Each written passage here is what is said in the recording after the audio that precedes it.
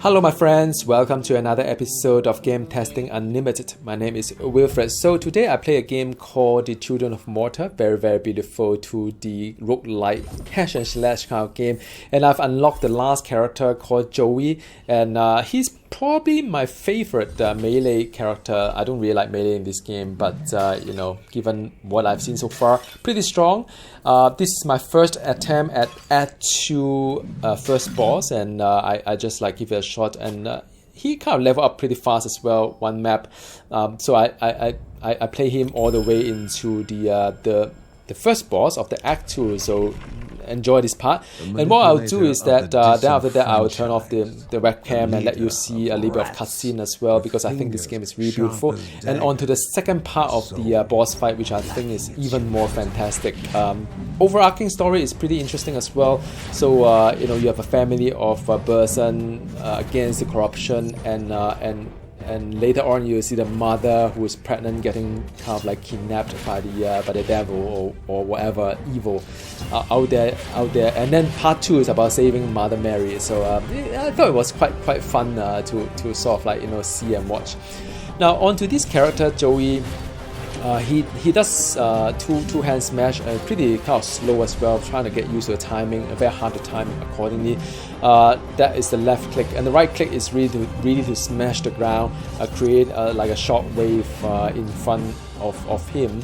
And last but not the least, there's a whirlwind as well when you hold the shift button and you click, but then the whirlwind kind of you can't really whirlwind all the time. It does give you a little bit of you see a stamina bar below the health bar, which is the blue one that slowly build up and so on. So that is part of it. And by the way, I don't really have a lot of charms or relics or whatever when I'm coming on to this part of the boss fight, and I was so busy that I think I forgot to press the Q button, which is the additional ability that I collected as well. Quite fortunate that there's quite a fair bit of health globe that's being rewarded as I progress in this fight.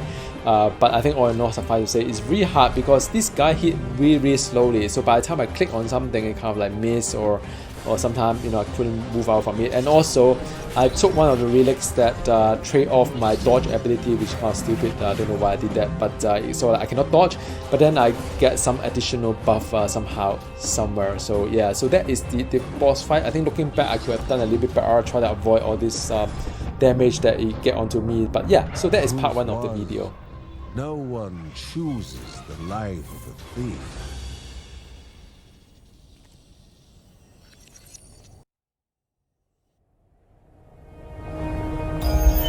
The crystal was calling the hero back through a path opened anew from the sacred city of Anai Raha, the spirit of wind and weather. Bergson felt a strange weariness as home beckoned.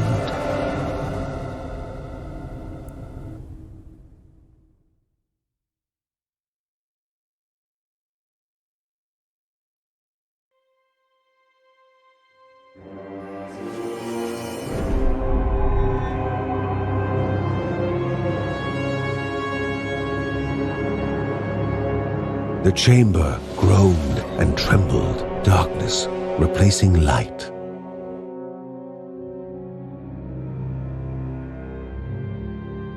Above, the family waited to eat, comfort replacing vigilance.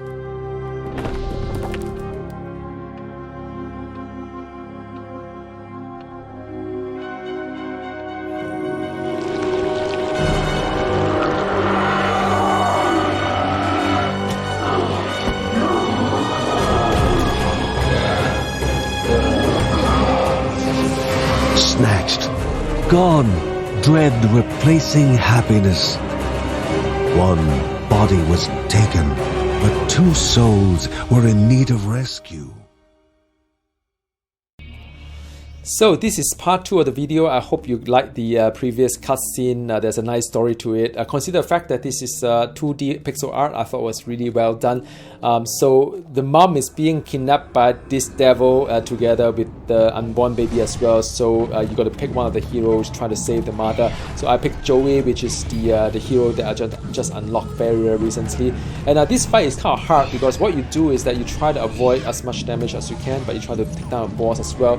And there's 2 obelisks as well. As you take down some of this trash mob, it does drop the gemstone. Gemstone will then allow you to use obelisk, and once you use it, it wipe off all the enemies on the surface, which is kind of nice, and also stun the boss, heal you by half as well. So that's pretty useful. But you can't use it too much because there's a limit to how many times you can use the obelisk. So after a while, it gets depleted. So I only use it when I absolutely need to. By right, you should time it such a way that it wipe off the whole floor of mobs, but sometimes you just cannot use it, and just it's just really emergency. So sometimes I just use it because it get a bit too too risky.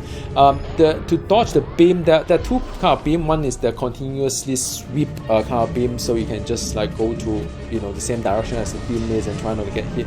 A little bit like Asmodan is like Belial in D3 kind of like a boss fight. Sometimes you manage to get behind the pillar and just block it. It just a bit of hit and miss here and there. The purple patches on the ground also is kind of like not so good because it does damage you over time as well, so try not to stand on it.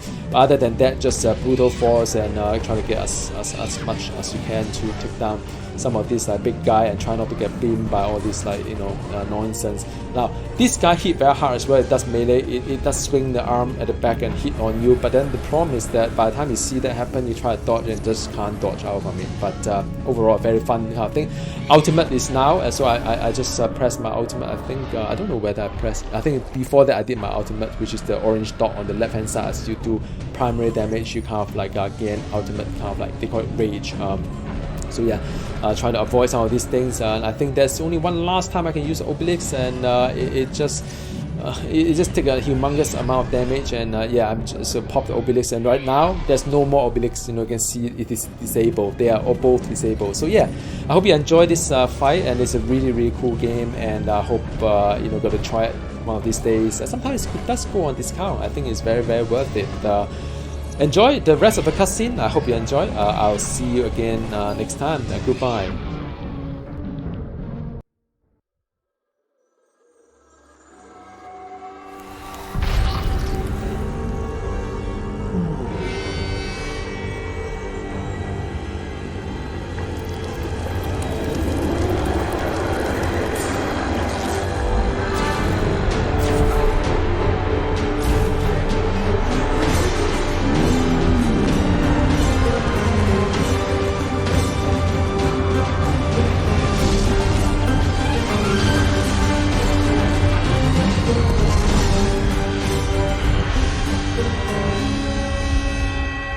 Disbelief was not a strong enough word, and denial was not a luxury they could afford. They knew all too well that Grandma Margaret was gone.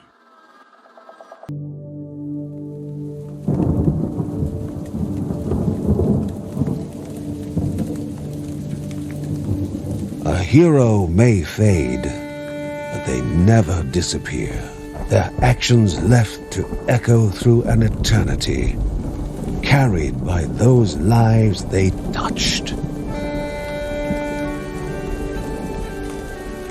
No one could believe that Grandma Margaret had passed away. The Bergsons shed their tears, hearts filled with sorrow.